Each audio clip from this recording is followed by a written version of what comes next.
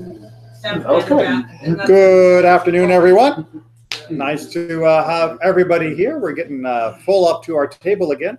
It's good to have our friends from the north who have flown down with the snow, the snowbirds. And I want to talk a little bit today about history, because we have certain patterns in our minds of the history of our people, and most of those patterns are, of course, wrong.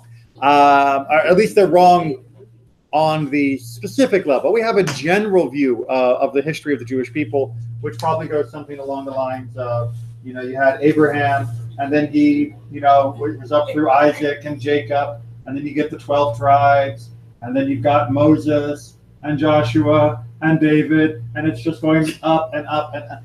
And that arc of progress is pretty much meh, but it's in lots of different ways. And in fact, right here, which is where we are in the Torah, is not what we may think of it to be.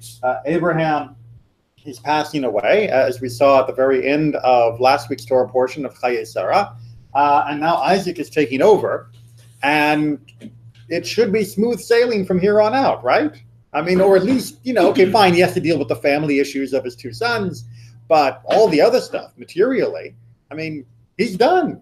Abraham has established himself as this massively successful shepherd in the middle of the land. He has established himself as this massively successful military person, so he's not going to be harassed by that. What's left for Isaac to do except sit back and rest on the laurels, or whatever the equivalent was in the ancient Near East? Well, we're going to find out Isaac has a lot to do, and we're also going to find out that what he has to do is also going to affect what Joshua has to do and what David has to do.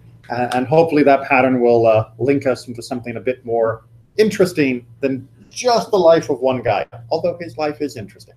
Okay, so we are going to pick up in Parashat Toldot, but we're going to be on page 150. And we're going to start up at chapter 26, verse 12. At this point, Isaac is camping out with the Philistines, which is at the very edge of the land of Israel, because God told him, don't leave when the famine got bad. And he's down with the Philistines, and they're allowed to be settled after another reprise of the whole, she's my sister, she's my wife, the same thing that his dad had done twice. Isaac gets to do as well. And so now that that's all died down, we see the next stage of his relationship with the people thereabouts. We all caught up with the story? Excellent. All right. So, do I have a volunteer? It's been a few months. I wanted to make sure, no assumptions. Yeah, I still do it. Isaac sowed in that land and reaped 100-fold the same year. The Lord blessed him, and the man grew richer and richer until he was very wealthy. He acquired flocks and herds and a large household. All right, so things are going good. Despite having to leave the main core of the land of Canaan and go into this area because of the famine, apparently he has landed on his feet, and he is doing great at this time. So wonderful. He has survived, and maybe you could even say being blessed, because he listened to God and didn't leave the land and head down to Egypt. But he did so well that the Philistines envied him. And the Philistines stopped up all the wells which his father's servants had dug in the days of his father Abraham, filling them with earth. And Abimelech said to Isaac, go away from us, for you have become far too big for us. All right. So apparently success brings with it its own challenges. Despite having come here in desperation and now having made something of himself, apparently the locals, who you would think would not be so upset about someone who is making lots of money off of grain, because after all, that means they've got food to eat too. What he grows, they can eat. He's not eating all of it himself. They seem to resent his success, and they are concerned about his position in their community. Good. By the way, for those of you that were here on Shabbat and heard my discussion about anti-Semitism, this should sound really, really familiar. The idea that you're not exactly welcome when you're poor, and you're not exactly welcome when you're successful. almost as though whether you're welcome or not has nothing to depend on your actual success, but on the attitudes of others, independent of the success of the Jewish people. All right, so Avimelech, who is most likely a different Avimelech than was known to Abraham. Avimelech is most likely a title for the king of this area, literally meaning my father, the king. So it's kind of a title, honorific, rather than specifically the name of a guy. Much like the word Pharaoh is definitely not like Mr. Pharaoh. It wasn't what mother called him when he was a baby. Avimelech also was a title rather than a name. So, but this would seem to be a different Avimelech than had made the oath to Abraham back in Va'era. All right, onward. So Isaac departed from there and encamped in the Wadi of Gerar, where he settled. Right, so he moves outside the city. Right, he was in Gerar, and now he moves to the Wadi, the wash basin outside the city. So he accommodates the demands of the local population. Isaac dug anew the wells which had been dug in the days of his father Abraham, and which the Philistines had stopped up after Abraham's death. And he gave them the same names that his father had given them. What? So Abraham had dug wells, which you remember was all in connection here with the Philistines. And apparently the Philistines had stopped them at some point. We're going to come back to that timeline and try and untangle that. And now Isaac is redigging wells, the same wells, with the same names that his father dug in the same spots. Dude, dig your own wells, and of course, why would the Philistines have stopped them up? I mean, wells are good for everybody. So these are questions that should be percolating in the back of your mind. And comments are always welcome, but we'll come to what our commentators have to say about this in a little bit. But when Isaac's servants digging in the wadi found there a well of spring water, the herdsmen of Gerar quarreled with Isaac's herdsmen, saying, "The water is ours." He named that well Esek, because they contended with him. And when they dug another well, they disputed over that one also. So he named it Sitna. He moved from there and dug yet another well, and they did not quarrel over it. So he called it Rehoboth, saying, "Now at last the Lord has granted us ample space to increase in the land." All right, so he keeps moving further, digs. No, that's ours too. Moves, digs. No, that's ours too. And eventually he gets to a point where they stop saying that's ours. And that is where he decides to put down his tent. From there, he went up to Beersheba. That night, the Lord appeared to him and said, "I am the God of your father Abraham. Fear not, for I am with you, and I will bless you and increase your offspring for the sake of my servant Abraham." So he built an altar there and invoked the Lord by name. Isaac pitched his tent there, and his servants started digging a well. That's what you do, right? But remember, Beersheba was one of the places where Abraham had dug wells, and now he's redigging the wells. And it's going to get a little bit stranger than that, because he's going to have a very similar conversation to the one that Abraham had. And Abimelech came to him from Gerar with Ahuzat his counselor and Phicol, chief of his troops. Isaac said to them, "Why have you come to see me, seeing that you have been hostile to me and have driven me away from you?" Right? I mean, remember, Beersheba is long, far inland from where the Philistines were, which were mostly the coastal plains. And so Isaac has basically retreated all the way to the middle of the country.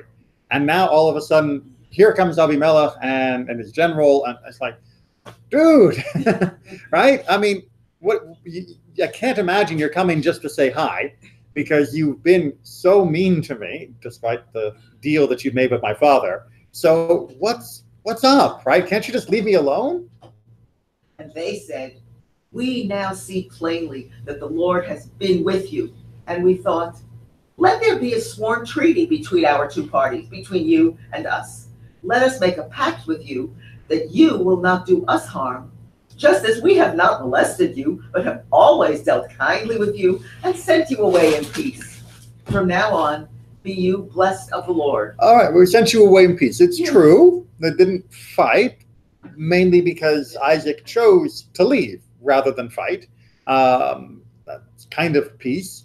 But the idea here is that he's seeing that everywhere Isaac goes, he is finding water, he is thriving.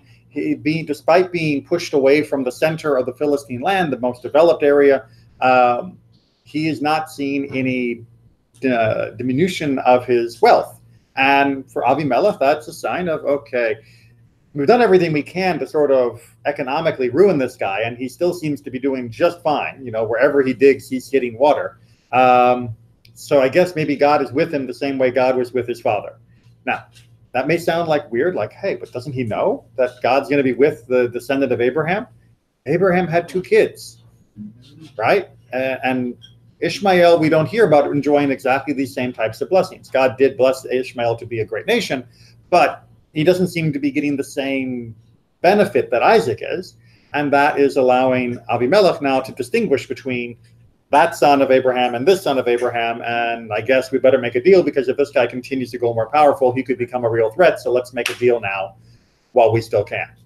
But didn't it say he was digging the same places as Abraham, so he already knows there's water there in advance? Yeah, it isn't quite as impressive, is it? I mean, it's like you show up to where your dad dug the wells, which the Philistines had stopped, and then you clear away the stoppage. It's a miracle. Like, no, you knew where those were. You grew up visiting these wells. This is not a miracle. The only miracle is that you uncovered them. It does seem that he was also digging some new wells as well. He was also digging some new wells, but it does seem to be a little mixed. And like I said, the timeline of who's digging and stopping at which point is not 100% clear. But what does seem to be clear here is at the very end is that they are willing to make a deal, to make peace. So then Isaac made for them a feast, and they ate and drank. Early in the morning, they exchanged oaths. Isaac then bade them farewell, and they departed from him in peace. That same day, Isaac's servants came and told him about the well they had dug, and said to him, "We have found water." He named it Sheba. Therefore, the name of the city is Beersheba to this day. Wait a minute. Yeah. What? What's the problem there, Judy? It was named Beersheba when Abraham dug a well and made oaths with the previous Avimelech. Yep. We already were given the story of why this area is called Beersheba. It's even called Beersheba at the start of Isaac's visit. Yes. And now it's, I dug a well, we're calling it Sheba, so it's Beersheba, the well of Sheba. Dude, it was Beersheba when you moved in, because your dad called it that. I mean, if you know that there are wells here because your dad dug them and that's why he called it Beersheba, you can't claim now to have named it from scratch. That doesn't make sense, right? Who's digging which wells? Who's getting to name what thing? It seems like we're getting the same story recycled, and it's almost as though we get this weird mix of Isaac is fully aware of everything his father did, and Isaac is totally unaware of everything his fathers did. He both knows where the wells were and unstops them, and also he's digging his own new wells as though he isn't aware of where the water is. And he's going to the place where his father was, and he's also naming it as though he never knew his dad had been there and named it previously. Confusing, yes? Okay, so let's see if we can't untangle this timeline a little bit and also figure out how to understand sometimes what are called confusing anachronisms. That's when things seem to be out of the right sequence in the text, or inappropriate timelines, or even, dare we say, what are apparently contradictions. So we will tackle that in our time. I'm visualizing this as you talk. We've been to Beersheba, and I thought, it's desert. How would you know where in the world to dig for water? I was surprised if I found any, and yet. But and all the more reason why you'd want to keep the well, yeah, if you did find it, because you don't want to move away from a known water supply. Right. Not in that part of the world. No. We are on the side. I didn't put a title on this because I ran out of room. Where it begins with the phrase "the reason the Torah." It's from Tur HaAroch.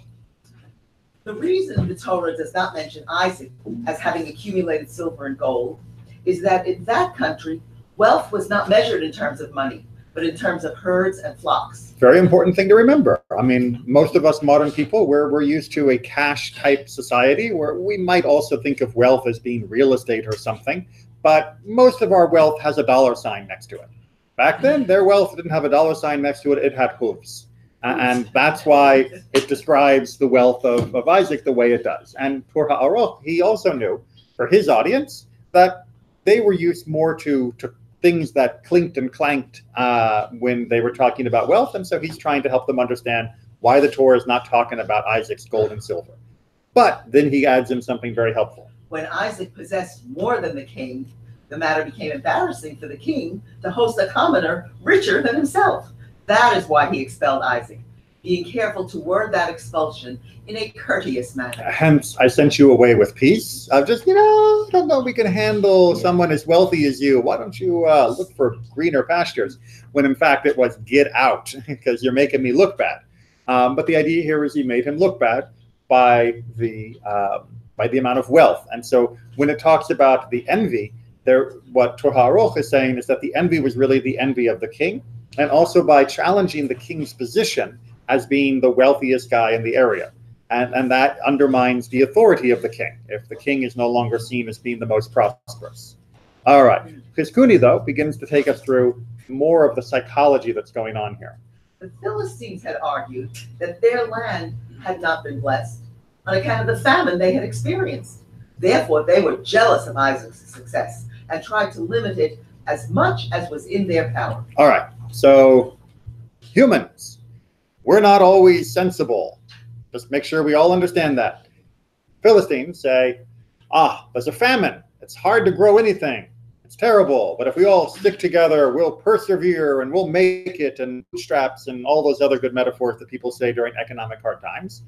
And then along comes Isaac and starts plowing and starts birthing cows and lambs. Well, I mean, he's not literally birthing. And they're going, well, wait a minute. If the land is not blessed right now because of the famine, what's he doing? And more importantly, what's he doing that we're not? Now, there are two answers to that. Again, this may be something very similar to what we talked about on last Shabbat's sermon. There are two answers to that. One is to say, well, we better fix what we're doing so we can do what he does and we can also get those benefits. And the other thing to say is, let's stop him from being so successful, right? Because then we'll feel better about our failure if he's a failure too. Yay, humanity. Misery loves company. I'm going to suffer, you're going to suffer too. And misery hates a smile. Yeah. It's rather than me finding out how to smile, I'd rather make you miserable too, because generally speaking, that's easier. Because otherwise I would have to change, because whatever I have been doing has led me to this current place. And if I want to get out of this place, I have to change. It's much easier just to drag you into this place. That way I get to stay the same. Right? Right. All right. Or HaChaim also tells us about these feelings. Apparently, after Abraham's death, the Philistines placed rocks on the sites where Abraham had found water. This is why Isaac even had to dig up these wells anew. Right. So why are we redigging? Who was doing what? Right. So the timeline that he's proposing, and there is controversy over the timeline because it's Torah. What's that? Because the Torah doesn't say. Because the Torah doesn't give us a clear timeline. It would have been nice if the Torah had illustrations. It would have made some things a lot easier. So they're saying Abraham dies, and because now he's dead, they're not afraid of him anymore, or they don't feel bound by the relationship, and so they block. And then Isaac comes along and digs. Could one argue, in the light most favorable to the Philistines, their agreement was with Abraham? Except for the fact that it's specifically in the agreement in Va'era, he said, between your sons and my sons. That's right. Yeah. In the light most favorable, as we're going to see, there are some other options of what they were doing, that they may not have been permanently blocking these wells. They may have simply been covering the wells. And we'll come back to why they might have done that in a few more comments. All right, so let's go ahead and see what Radak says on this. After Abraham had died, the local populace was no longer afraid of Isaac. Also, the Avimelech with whom Abraham had made the pact and who had restored the wells to Abraham had died in the interval. Why then did the Philistines stop up the wells instead of using them for their own flocks? All right, so this is the question, right? If someone's going to be upset at what someone else has, why not take it and use it? Why ruin it? Right? And this is something that, what's that? contemporary when Israel had to give up land. And When the Gaza was No, returned, yes. when the Gaza Strip was returned, unfortunately, many of the material goods that were left behind, the greenhouses, the buildings, and other things, were destroyed rather than just used whole cloth. Some were also dismantled partially, but there was definitely a non-smooth transition from one set of owner to another set of owner. But that we don't even have to look that far. We know that many people, when there are when there's trouble in the country, will often take to acts of not only of civil disobedience but actual rioting, and the rioting will often lead to the destruction of public property, some of which is useful to the people who are rioting, and that unfortunately is a way that people can sometimes lash out. And when people are angry and mad and they lash out, they will often do damage. That's part of what being mad does. Sometimes even if they're justified in being mad, it still leads to damage that probably in the long term is not to their best interest. All right, so, well, they have an explanation in this case. The Philistines were afraid that in the event that when Isaac would grow up, he would be as powerful a figure as his father, that he would appropriate these wells. Therefore, they reasoned the only way to deny him these wells is also by denying them to themselves. Therefore, they closed them up, so no one supposedly would be able to locate him. Right? The wells were an anchor for Isaac. If they left the wells where they were and Isaac grew up to be powerful like his dad, then Isaac would be back for them. If they erased the wells, then Isaac would have no reason to come down here again. Right? And if they were using the wells, then Isaac would definitely have a reason to come. So by trying to erase them from all traces, by blocking them up completely and hiding them, they were trying to prevent what they considered to be an invasion, a potential invasion by Isaac. But then marking them well with a pile of rocks. Well, there's only so many ways you can cover up a well. and if you've ever been around this particular area in Israel, piles of rocks are not exactly rare. It's there are little piles of rocks all over the place. So one more pile of rocks, who's going to know? But of course, Isaac did know and was able to come back and relocate these wells. All right. Rashi gives us a very interesting and perhaps the most sympathetic account of their psychology. The Philistines said, the wells may become a source of danger to us because of marauding troops that may invade us. Right? So they considered the wells to be a liability. Yes, they could use the wells, but they didn't have the same need for that many wells of that caliber as Abraham did and then later Isaac, right? They didn't have the same amount of flocks and herds. Therefore, the wells for them were giant neon signs to marauders saying, attack us. And by covering them up, they were removing potential targets from the attackers that they then would no longer have to defend. It's sort of the scorched earth policy of, as they were left to their own more narrow terrain, they wanted to make sure that enemies who would attack would not have access to these resources. So it wasn't necessarily against Isaac, it was just against any potential attackers to deny them the use of something that the Philistines themselves could not get the same benefit from. Right? Not an unreasonable position to take, except for the fact that when Isaac shows up, we still want to know, why are they harassing him over this? So with that in mind, Siftei Chachamim, one of the super commentaries on Rashi that we've talked about before, is going to try and untangle the timeline again for us. It is evident that before Isaac left, the Philistines stopped them up. And after he left and camped in the valley of Gerar, far from the city, he then returned and dug the wells. All right, so he has a different interpretation. He says, yes, Abraham died, right? And then we have Isaac coming down. Listen, Isaac. He comes down to Gerar. And then they stop the wells, right? As an act of, we don't want you here, and if we can get rid of the water, you'll leave. So then Isaac moves out of the city, and then he unclogs. But that would mean that he would have to go back to Gerar to unclog those wells. But he's not there anymore. Right? He's moving further and further away. Yes, he's going to go to Beersheba, and we'll talk about those wells in just a second. But what he would essentially be doing here is going back into Gerar to unclog those wells. So when he comes back with his army, So one theory, eventually he's going to reconquer this area. Isaac does not seem to be the conquering kind of guy. He's even more easygoing than his father Abraham, who never made war on anyone that he could avoid. But it could also just be a gesture of, look, you don't have to block up the wells to make me leave. If, rather than blocking them up because of raiders, if that was just like a lie, that you blocked them up after Abraham died because you were afraid of people, then you know what? Use the wells. Don't block them up just to make me leave, right? And I'm not only here for the wells, so I'm fine going somewhere else if it allows us to have peace. But use the wells, right? Have them. It's the water is good. It may be a supreme gesture of Isaac's character, that he's not holding a grudge against them. He's not holding any animosity against them. At least that's one way to interpret this additional action on that timeline.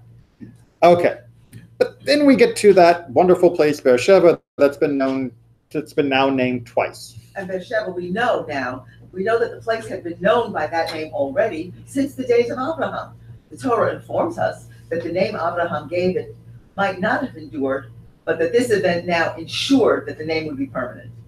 When a certain location commemorates two historic events, both in the life of the father and that of the son, this will be remembered far longer, as everyone recognizes that more than coincidence was the reason why the historic event which produced the name occurred precisely there. All right, so Radak says, look, by calling it Beersheba the second time, he was trying to indelibly imprint that this would be the name. Because after all, he's not going to be living there. We know eventually that his ancestors are going to be stuck down in Egypt for quite some time, or his descendants are going to be stuck in Egypt. So by giving the name Beersheba a second time, and a second reason, he is at least doubling the likelihood that that name will stick. And it wasn't that he didn't know that Dad had also called it Beersheba. He was reinforcing what his father had done. Make sense? Okay, so he finds a new reason to call it the same thing, and that hopefully is doubling down on that name. However, Rashbam has a different interpretation. No, this was not the same Beersheba that we read about in connection with Abraham. There were two towns called Beersheba, as we know from Kings, where it says he came to Beersheba in Yehuda. All right. So as everyone knows, there's a Springfield in every state of America. That's why the Simpsons used it as the name. There might have been more than one Beersheba, right? So there's one Beersheba, there's another Beersheba. Dad named one, son named the other. And we've got proof that there are two Beershebas. What's our proof? He came to Beersheba in Yehuda. How is that proof? Well, actually, the way you accent it or intone that last word is by saying, if there was only one Beersheba, you don't have to tell me what tribe it's in. Right? If I say, and then he came to Columbus, if there's really only one famous Columbus and everybody knows it's in Ohio, we're good.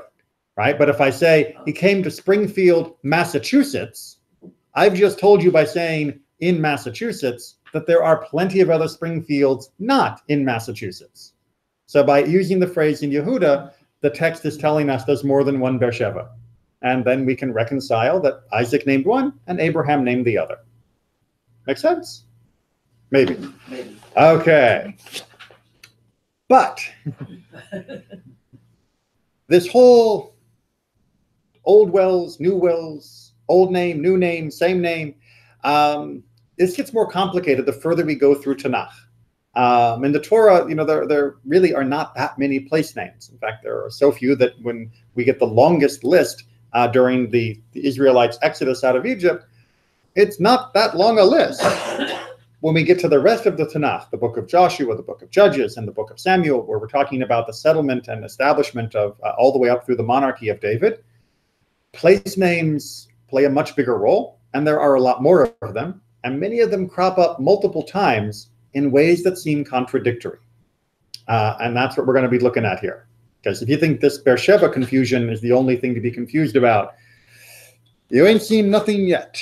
In fact, one of our most famous cities suffers from this confusion. The following are the kings of the land whom Joshua and the Israelites defeated on the west side of the Jordan. That's what we would call Israel in the modern terms. The king of Jerusalem was one. Right. So Joshua defeated the king of Jerusalem. Good? Mhm. Good. Go ahead and read the next section But from the- Joshua 15. But the people of Judah could not drive out the Jebusites, the inhabitants of Jerusalem. So the Jebusites lived with the people of Judah in Jerusalem to this day. All right. So wait a minute. Did Joshua defeat them or not? 3 chapters earlier, he defeats. 3 chapters later, they're living side by side. That doesn't seem. I'm not sure what I'm doing with my timeline here. Maybe another text will clear it up. Then the people of Judah fought against Jerusalem and took it. They put it to the sword and set the city on fire. This is from the 1st chapter of Judges. Right. But wait a minute. If Joshua defeated the king and the Judeans fought but couldn't quite conquer or something and then stayed with them, but now we have Judah in the Judges defeating the city again, but I thought they were already living there. So how can they be fighting against Jerusalem when they were cohabiting in Jerusalem just a few years prior, right? And then from Josephus, it can get a little bit more complicated. And when they had taken the lower city, which was not under a considerable time, they slew all the inhabitants. But the upper city was not to be taken without great difficulty through the strength of its walls and the nature of the place. Okay, so here's how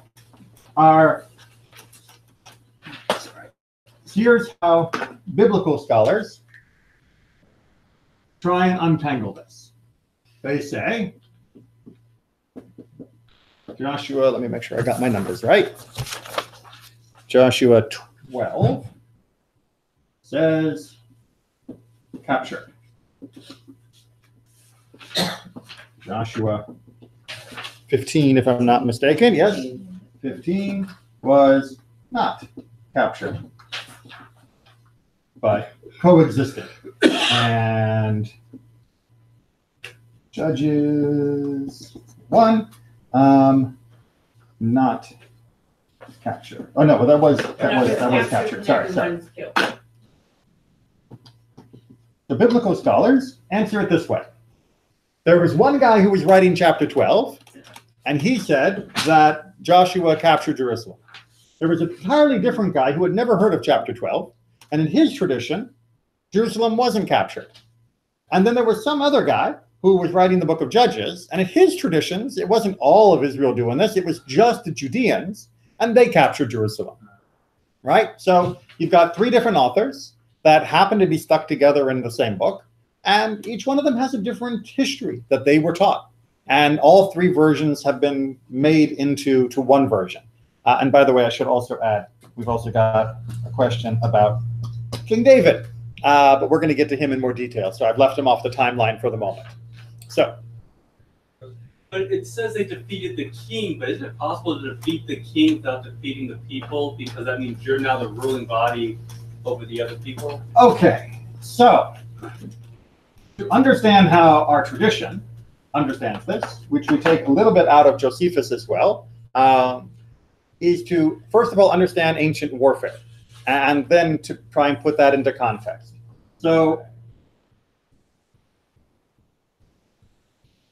you have the upper city of Jerusalem. That's this area here. And then you have, I got colors, the lower city. And then you have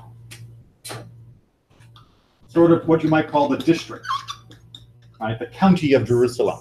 The farmlands, the area around Jerusalem that people lived in, that weren't able to live in the city, the place where they would actually grow their food, and the area controlled by the area of Jerusalem.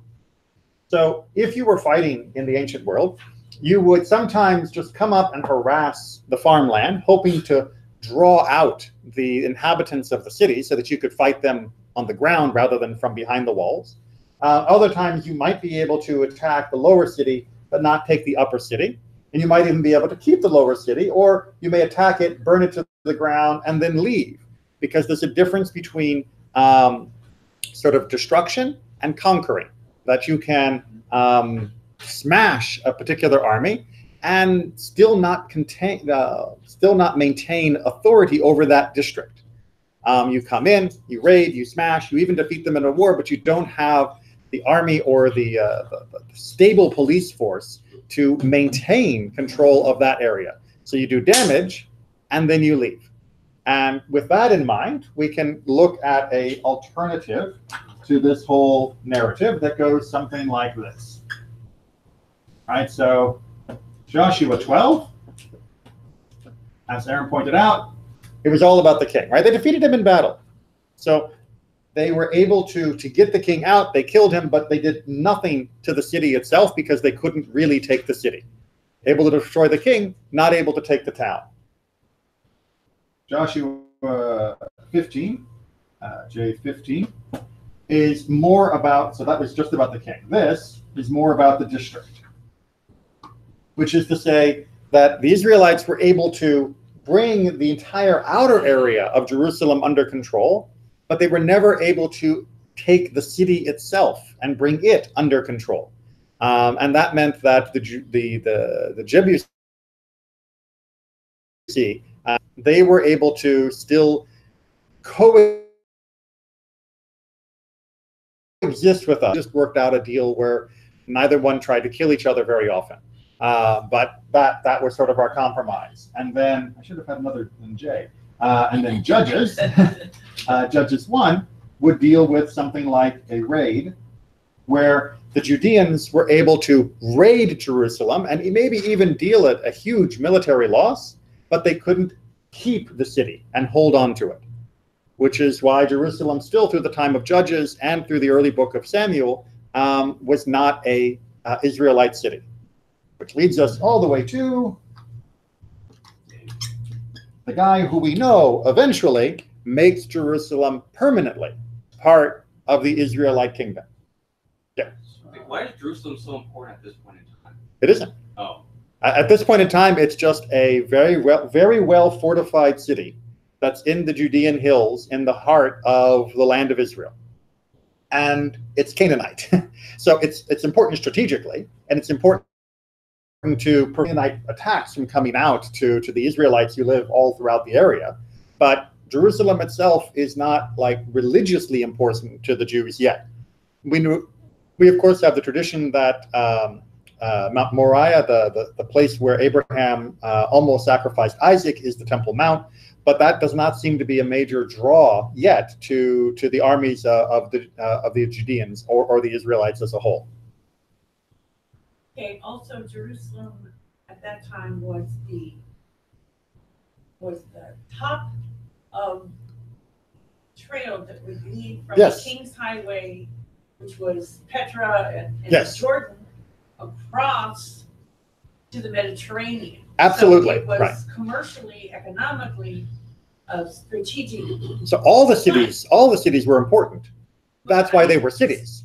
But that's But there wasn't a uniqueness to Jerusalem not a religious yet, or right? There wasn't something where God commanded us to take Jerusalem above and beyond any other cities that God told us to also take.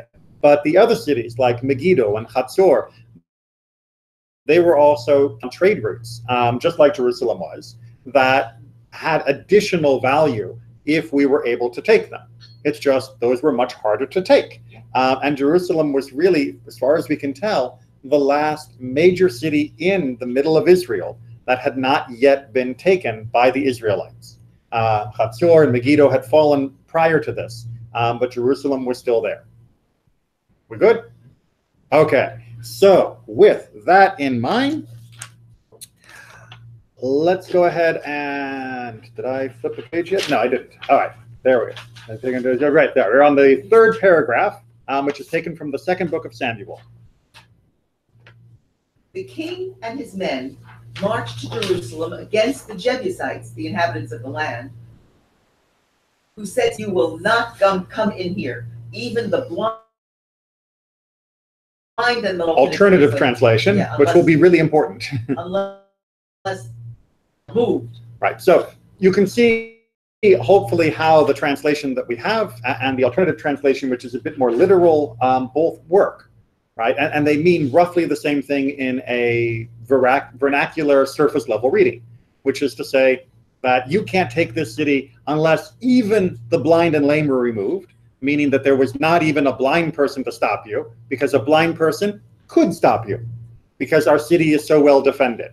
And you can see how that sounds really weird in English, and why the translator instead opted to go the other direction by saying they'll be able to make you be removed. They'll be able to make you retreat, to be gone.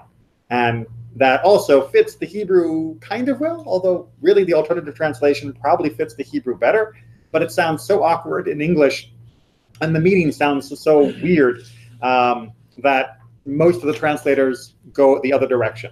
But we're going to see the Midrash is going to demand that we actually stick with the Hebrew rather than a softened translation. So the king had said, you will not come in here, but he was thinking David cannot come in here. Of course. I mean, this is sat there in the middle of Israel now for hundreds of years, unconquered. It's had its bumps and bruises with Joshua and Judges, but it's been unconquered this entire time. So why is this upstart David going to be able to do anything? Nevertheless, David took the stronghold of Zion, which is now the city of David. David had said on that day, whoever would strike down the Jebusites, let him get up the water shaft to attack the lame and the blind, those whom David hates. Therefore it is said, the blind and the lame shall not come into the house. Okay, so how do we interpret those last couple sentences?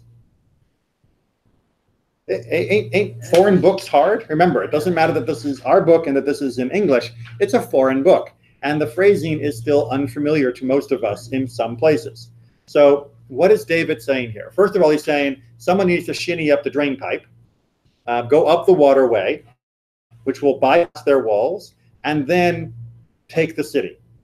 And he could be saying, metaphorically, get rid of those those blind and lame guys, who are the metaphorical defenders of the city, the guys that they say, you know, that even if they were blind and lame, they could still beat us. Get rid of them, and then, you know, we'll be able to conquer the city. And then we're left with this awkward sentence that David hates the blind and the lame, and the blind and the lame shall not come into the house, which is still weird.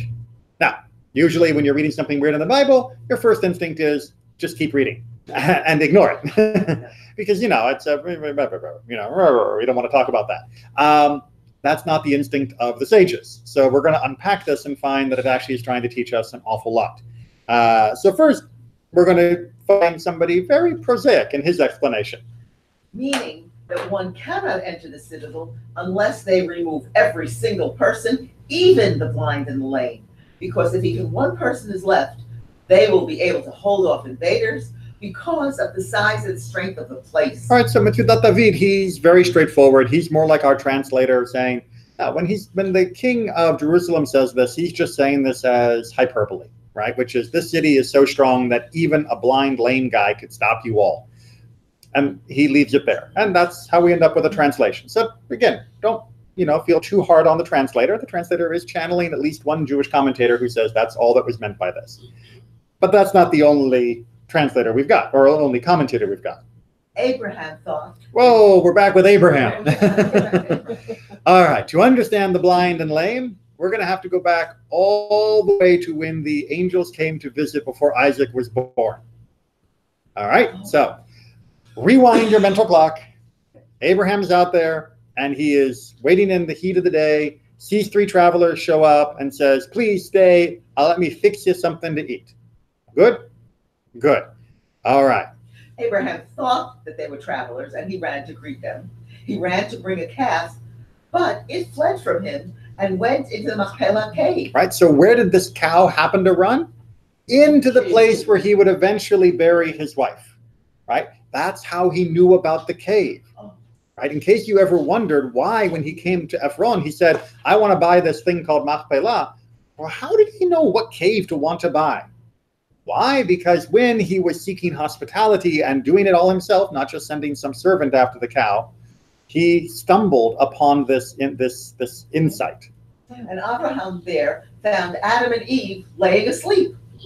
Therefore, he desired the cave as a burial plot. Okay, so he comes into the cave, he's looking for the cow, and who does he find? Adam and Chava, Adam and Eve, and they are asleep, meaning that their corpses have not rotted. There's more detail in the full version of the Midrash, which doesn't fit on the page. And And he's like, whoa, okay, That's the place. special place. Come here, cow. And goes back, takes care of his guests, but files it away in his mind that clearly this is the place to make for the burial plot for his wife and himself and his descendants. The people did not accept his offer. Right? So he offers to buy it, and they say, no, thank you. They said to him, "We know that in the future, the Holy One will give you and your descendants all of these lands. Swear to us that Israel will not take possession of the city of Yebus without the consent of the Yebusi." Right? So they basically make him swear an oath that they are willing to sell him the cave of Machpelah in Hebron, as long as they, who are in Jerusalem as their capital city, are able to at least retain Jerusalem as their city. Right? That's the deal. So yeah, we'll sell you this, but we get Jerusalem forever. And Abraham makes that deal, as long as there's a stipulation that if the Yebusi want, they can sell it to the Israelites. We good? Okay. They made bronze idols and set them up in the city square and wrote Abraham's oath on them. When Israel came to the land, they ran to enter Yebus, but they could not because of the covenant made by Abraham. Judges, Joshua, Judges, they are being blocked by the oath of Abraham. Why did they never conquer Jerusalem? Because the oath of Abraham kept them from conquering Jerusalem. They could attack, they could even damage, but they could never take it because of the oath that Abraham had sworn. We good? Now we're back up to David. See, it was only a few hundred years. And David saw those bronze idols and retreated. These were idols with eyes that did not see and legs that could not walk. Afterwards, Eyes that couldn't see, legs that can't walk. What do we call that? Lame and blind. Right? When the Yebusi say, even the blind, unless the blind and lame are removed, they are not talking about the blind and lame citizenry of the city. They are talking about two idols, one of whom is blind and one of whom is lame, right? And they are, in fact, the things that they're telling David, you can't come in here because we've got the oath of Abraham that you won't come in here, and it's written on these two idols, Mr. Blind and Mr. Lame. And unless they're gone, you don't get this place. And so what's David's answer to that? David purchased the city of Yebus. So David's answer to that is to remove the idols, which if you remember, what did he tell his guys to do when they went up the drain pipes? Remove the blind and the lame, right? Which is not exactly a great military strategy. Attack all their weakest people. I mean, what? But to remove these two idols upon which the oath was made so that he now has permission to be able to engage, that makes a little more sense. Even if the English doesn't sound so great, if you string this all together, we've actually got some narrative here that does sort of work. How does removing the blind and the lame release them of the covenant? No, because it's no longer there. But that's like breaking the covenant by breaking the covenant. And who else did that? Moses. At the Ten Commandments, when he comes down in the golden calf, what does he do? Tablets. Why does he smash the tablets? Not because he's angry like they always portray in the movies, but according to the rabbinic understanding, he smashed the tablets in order that there wouldn't be proof that Israel was violating the covenant, because the record of the covenant would be in pieces. Right? It's like, you say we're breaking the law, but I don't see any record of the law around here because I just smashed it. So it's almost an ignorance is bliss argument. It's like the contract doesn't exist. Right. If I throw the contract in the fire, then there is no contract. But just because you destroyed the contract doesn't mean that it doesn't exist. It depends. It depends on the type of contract. Exactly. If it's a land contract, the answer is it doesn't exist. It is unclear in general, right? So we have this moral power, but what we do see is that this gives him permission to enter the city, but he doesn't actually take the city by force. Instead, he does end up purchasing the city, which is where the next section comes in. Yes, afterwards David purchased the city of Yebusi on behalf of all Israel for gold. Right. So in the end, perhaps yes, there was a little chicanery of why he could allow himself to enter the city, by getting rid of these two idols which had the symbol of an oath. But once he was there, he said, all right, so now that I'm here, how much you want to sell it for? And that was the ultimate reconciliation for Jerusalem to transfer into the Jewish hands. So it's not pretty and it's not simple, but at least it does make sense of all of this confusion of who actually conquered and when all of this stuff that was going on. And by thinking of district, lower city, upper city, it helps us channel the different events into a narrative that does make sense. It's probably not the only way that this could all make sense, but it is one of the oldest traditions we have of that brings it all together. One more commentary by Relbach, who adds an interesting little engineering twist, and then we'll discuss this further. The Tzinor is the drainage channel out of which the water flows. With the elimination of the Tzinor, one would also destroy the blind and lame whom David aided because they prevented him from coming into the house. Right, again, the blind and lame are not people, the blind and lame are the idols, the statues. Aside from removing the covenant which the forefathers made with Yebusi. And these idols were made in such a way that they caused extremely heavy iron rods to spring powerfully across the entrance. We have heard that such statues have been made in a few places, and such an idea is not so difficult to conceive for one who understands the motions of weights, winds, water, and mercury. They made these idols in the form of the blind and the lame because blind and lame people have sticks on which they lean. All right, so now you got to imagine these idols as being these sort of towering automatons that are set in place, and they've got a stick. And when someone tries to enter the city, wham! Like Indiana Jones. Like Indiana Jones, or good Dungeons and Dragons adventure. These traps at these swinging iron bars. And why are they shaped like a lame person and a blind person? Because those are the people who got big iron bars, right? Or who have big stabs, and that can then be automated. I don't know if you remember, I used to always love those old little banks, that little mechanical banks that had a little spring loaded and all. That's basically what he's talking about here, except on a much larger scale. So now, rather than simply saying this was a covenantal barrier, he's saying it was also a physical barrier. Right? You couldn't storm through the gates if there was a giant metal bar that was swinging down, smacking you in the face. That's not the kind of thing that's easy to get past. But if you could take out the waterworks, then that would have an effect, because some of the water used to enter into them in order to move these sticks. When someone struck the drainage channel in order that water no longer flowed into these idols, it would be far easier to destroy them. Right? They were hydraulic. Right.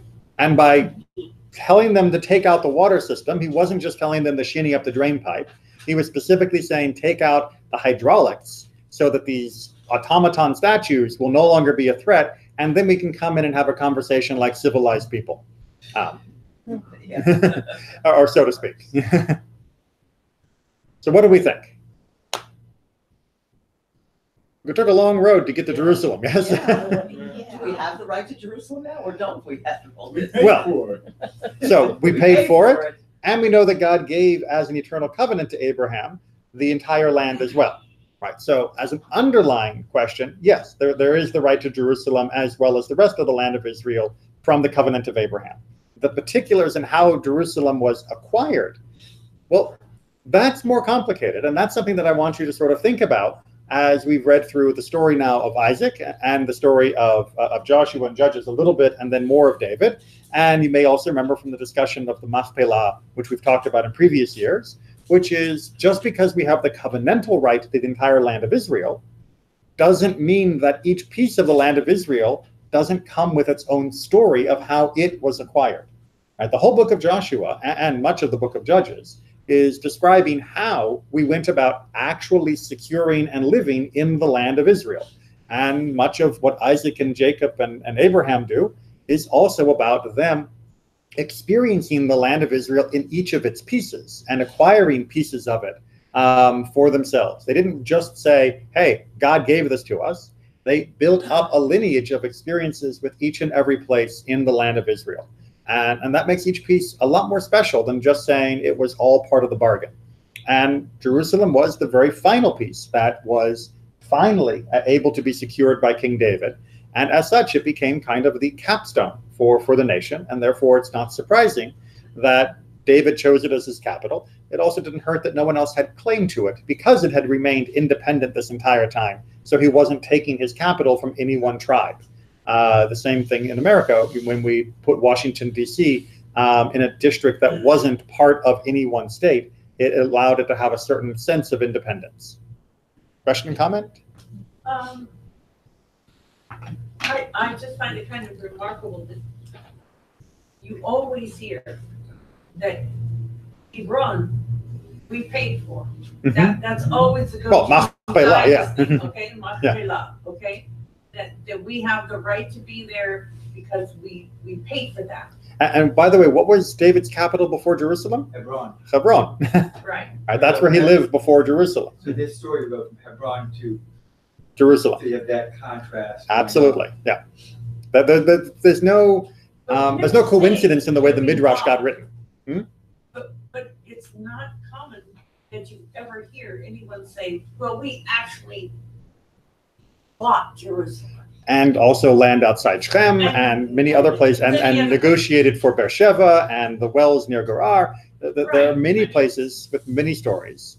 And, you know, the discussion of what happened with the Gibeonites and other things, there's many different incidents that involve every single piece of the land of Israel, well, nearabouts, in one way or another. And unfortunately, a lot of people stop reading somewhere around the end of Genesis, and they never read the rest of the Bible to realize that there is more to the story than just Hebron. Not to diminish Hebron, but there are interesting and amazing stories that involve the rest of Israel. And we have an intimate connection to all the pieces, not just that one. With that in mind, everyone be good. Yeah. Keep reading. And I'll see you all next week. The engineering ability